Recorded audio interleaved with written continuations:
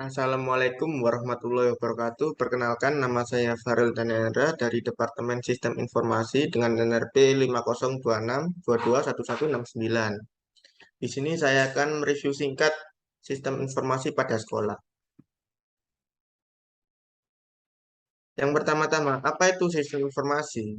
Sistem informasi adalah seperangkat unsur yang mengumpulkan atau yang bisa disebut input, memanipulasi atau yang bisa disebut proses, menyimpan, menyebarkan atau yang bisa disebut output data informasi, dan memberikan reaksi atau yang bisa disebut feedback korektif untuk memenuhi tujuan tertentu.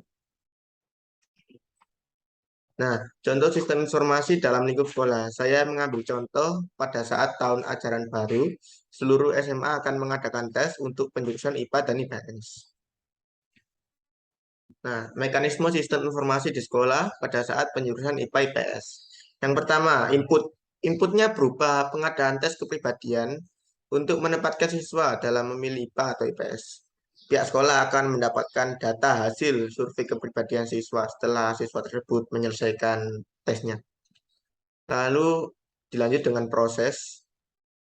Pihak sekolah akan menyeleksi siswa berdasarkan survei yang diperoleh pada saat selesai pengerjaan tes. Pihak sekolah telah menyeleksi dan mendapatkan informasi terkait siapa saja yang masuk IPA ataupun IPS. Lalu dilanjut dengan output. Setelah mendapatkan informasi, pihak sekolah akan mengumumkan kepada siswa baru terkait siswa tersebut masuk ke dalam IPA atau IPS. Siswa mendapatkan informasi terkait dia akan masuk dalam penjurusan IPA atau IPS. Nah, feedback evaluatifnya adalah mengetahui potensi siswa tersebut ada pada jurusan IPA atau IPS.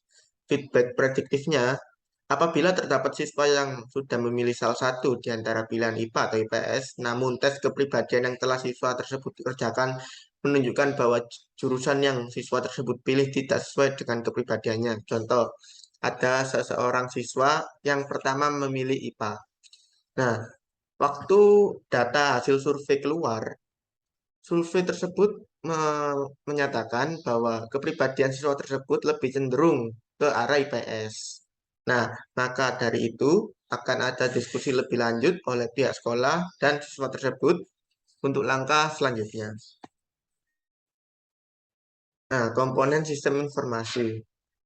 Pertama ada people, yaitu berupa seluruh siswa baru pada SMA tersebut. Lalu ada software berupa Kimins. Kimins adalah software yang dimana software tersebut bisa memilah-milah data yang kita masukkan. Pertama kita masukkan standar. Pertama kita masukkan data di Kimins berupa standar IPA dan berupa standar IPS. Lalu kita masukkan survei tadi.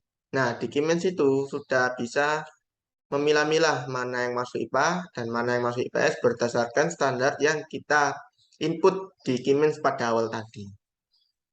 Lalu ada hardware menggunakan komputer, dalam komunikasi menggunakan internet Wi-Fi. Sekian review singkat dari saya, kurang lebihnya mohon maaf. Wassalamualaikum warahmatullahi wabarakatuh.